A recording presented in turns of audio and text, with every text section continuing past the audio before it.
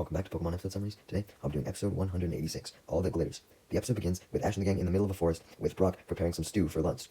Ash, wanting to kill time until the stew was ready, decided to polish his badges. As Brock sees Ash polishing his badges, he suggests that Ash give them to Brock and Misty so that they could polish them for a little bit, as, they just wanted to fully examine them for themselves. Ash denied this, still wanting to clean off his badges by himself. However, Misty then told Ash that lunch was ready in hopes that this would get him to drop the badges, but Ash still refused. It appeared that he cared more about his badges than actually eating lunch. Wow, that was rare. He actually cared about something other than eating for once. Suddenly, Pikachu then spots 3 pairs of glowing eyes in a nearby bush, and begins to alert Ash and the gang. However, when Ash and the gang look, all they see are what they believe to be feather dusters, which Togepi simply recognizes as tails, and immediately goes over to them, curious as to what was going on.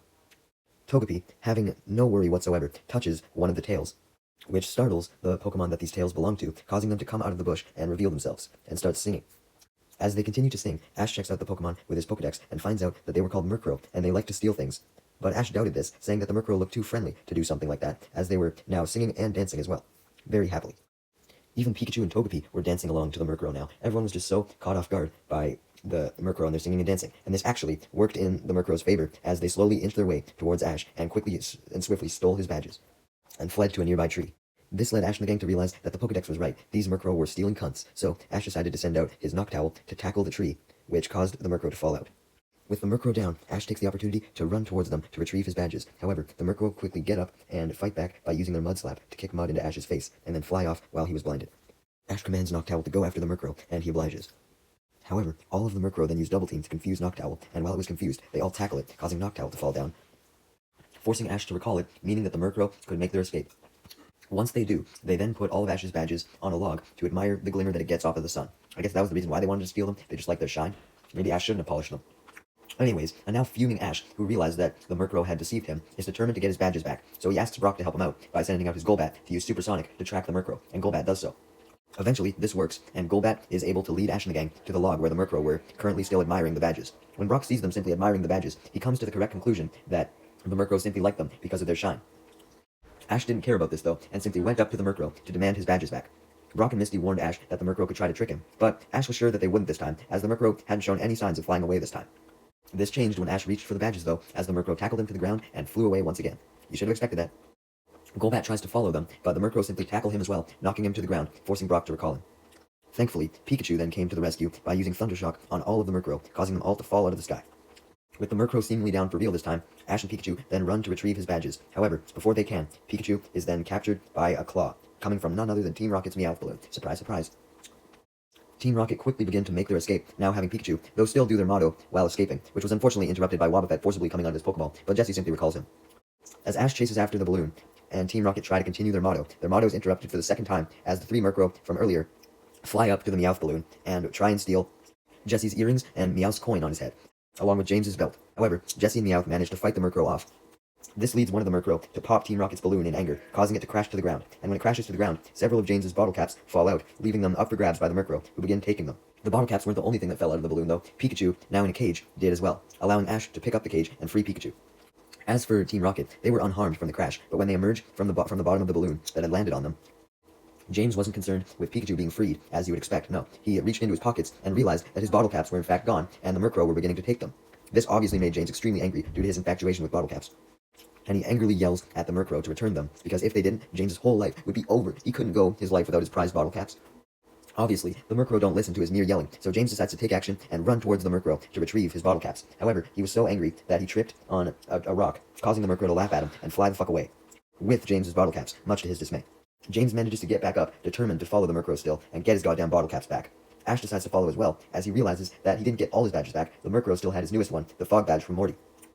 Jessie and Meowth follow James as well, although they get tired out very quickly due to not having the determination that James had, due to them not having their goddamn bottle caps at risk. Eventually, the Murkrow believed that they were a safe enough distance from Team Rocket and Ash and the gang, so they stop flying away and rest on a cliff to admire their new possessions. However, this did not work in their favor, as James was able to catch up to the Murkrow and proceeds to fire a bazooka at them, which launches a net at them, capturing them inside. James celebrates and begins pulling the rope connected to the net. However, it was revealed that the net hadn't actually captured the Murkrow. They had escaped in time. The net had instead landed on a boulder, so when Team Rocket pulled it down from the cliff, the boulder came rolling down and hit them and sent them blasting off. As Meowth responds that there's no fucking way James successfully captured a Murkrow. Anyways, Ash and the gang then quickly caught up to the Murkrow as well, leading the Murkrow to taunt Ash and the gang by flying over all of the loot that they had obtained, safeguarding it, including Ash's fog badge.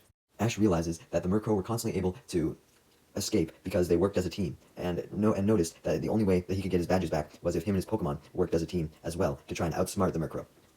Unfortunately, Ash was having trouble coming up with a way to outsmart the Murkrow though, but he thankfully got some motivation as he pulled out his first 3 Johto Gym badges and was reminded of how he got them in each battle, thanks to all of his Pokemon's hard work, and knew that he had to come up with something so that all of his Pokemon's work wouldn't go in vain. So he came up with the idea to send out Bulbasaur, and has it use Vine Whip so he could use the Vine Whip to climb up to where the Murkrow was sitting on the cliff. Once Ash arrives, he immediately spots the Murkrow admiring their shiny loot, and spots his fog badge among the pile.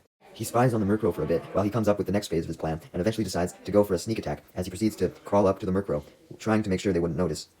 And fortunately, he manages to grab his fog badge, yay! But unfortunately, he gets so excited that he shouts in excitement, which alerts the Murkrow immediately, and they proceed to peck him, which causes him to drop his fog badge and fall all the way down the cliff, landing on top of Pikachu and Bulbasaur in the process, which almost knocks them out. This forces Ash and the gang to come up with a new plan. Essentially, Misty and Ash were going to distract the Murkrow with shiny objects, allowing Brock and his Pinecrow to retrieve the stolen badges. The Murkrow were laughing, taunting Ash and the gang yet again at the fact that they kept fucking failing at all their attempts, only for Ash and the gang to put their new plan into action. Ash and the gang pull out a metal utensil and reflect the light using metal objects, which causes the Murkrow to spot the shiny object, immediately being attracted to them. So they go down from the cliff to retrieve the shiny objects, allowing Brock's Pineco to be lifted down onto the cliff to retrieve the badges. Ash, Misty, and Pikachu then begin to run away with their metal objects in an attempt to get the Murkrow to chase after the shine so that they wouldn't return to the cliff. Togepi, however, was also carrying a shiny metal object and was struggling to run away as fast and ended up getting caught by the Murkrow. Once the Murkrow spots Togepi, it immediately becomes worried that Ash and the gang were pulling a scheme on it, like they actually were, since it recognized Togepi as being with Ash and the gang, so it looks back onto the cliff, along with the other Murkrows, and they spot Pineco and steal back the fog badge that Pineco had grabbed, causing Pineco to self-destruct in panic. With their plan having failed, Ash and the gang debate what to do next, with Ash suggesting that he simply battles the Murkrow for the badge back, and sends out his Noctowl, telling it to battle it at its own leisure, and essentially just do whatever the fuck it wanted in order to get the badge back. Noctowl gets the idea to play dead, being the smart-ass Pokemon that it was, so it flies up to the cliff with the Murkrow, and simply stands there to act as if it was dead. Ash and the gang applaud Noctowl as they realized its plan, as since Noctowl was playing dead, he managed to fool the Murkrow into thinking that he actually was dead, allowing them to simply ignore the Noctowl and just go back to admiring the fog badge with their backs turned. So, Noctowl then was like, "Psych, I'm not dead, bitch," and attacked the Murkrow that had the fog badge and snatched it back, flying away. The Murkrow immediately chased after Noctowl, but suddenly, a huge gust of wind comes from out of nowhere, blowing all of the Murkrow as well as Noctowl to the ground. What was the source of this sudden gust of wind, you may ask? Well, it was Team Rocket, who had returned in their new Murkrow mech, the Mega Murkrow Mark V. Their plan was to use the Mega Murkrow's vacuum to suck up all of the shiny objects that the Murkrow had stolen, and they proceed to do this, blowing the wind, creating a strong vacuum, enough to blow in all of the objects, including Ash's fog badge, and presumably James's bottle caps, which he immediately goes looking for. While James was doing this, Jessie and Meowth don't stop at just the items though, no. They proceed to try and steal the Murkrow as well, as they blow the wind directly at them, but thankfully, Ash manages to save them by holding them close to him, right before they're sucked in, blocking the vacuum air by standing in front of the vacuum. With the vacuum being blocked, Team Rocket decides to attack Ash and the Murkrow to get Ash away from the vacuum by striking them with their mech's beak, but Noctowl thankfully comes to the rescue, tackling the machine and sending it backwards. As revenge, Team Rocket launches a claw from the Murkrow mech's mouth and catches Pikachu. It wouldn't be a Team Rocket scheme if catching Pikachu wasn't involved. Anyways, as the mech's claw pulled Pikachu up, James finally found all of his missing bottle caps. Yay! With Team Rocket now having everything they needed, they proceed to attack Ash and the gang by using a very strong wind to try and blow them away. However, Team Rocket forgot that they still didn't have the Murkrow, who proceed to decide to team up with Ash's Noctowl, because even though they were formerly enemies, they knew that they had a greater enemy to fight together, being this giant mech. So, they proceed to fly around the mech using Double Team to create copies of themselves that all fly in different directions to confuse Team Rocket, as Team Rocket tries to hit every single one of the copies by essentially spinning their Murkrow mech around in circles on its feet. This causes the feet to get tangled, meaning that the Murkrow mech could no longer move. So, Noctowl and one of the Murkrow fly up to it, as Murkrow frees Pikachu from the claw, which was extremely easy since the legs getting tangled caused the entire mech to short circuit, which caused Pikachu's claw to short circuit as well, meaning that it simply released Pikachu, allowing the Murkrow to swoop in and grab it. The Murkrow then delivered Pikachu to Noctowl's back, and Noctowl then flew up to Team Rocket's mech, and Pikachu used Thunderbolt to completely destroy it, sending all of the items flying out of the vacuum in the process, and sending Team Rocket blasting off. Hopefully James managed to grab his bottle caps. Anyways, Pikachu then has Noctowl fly up to the fog badge as it falls, and retrieves it, and Noctowl then flies down back to Ash, and Ash reattaches the fog badge to his jacket with all of his other badges.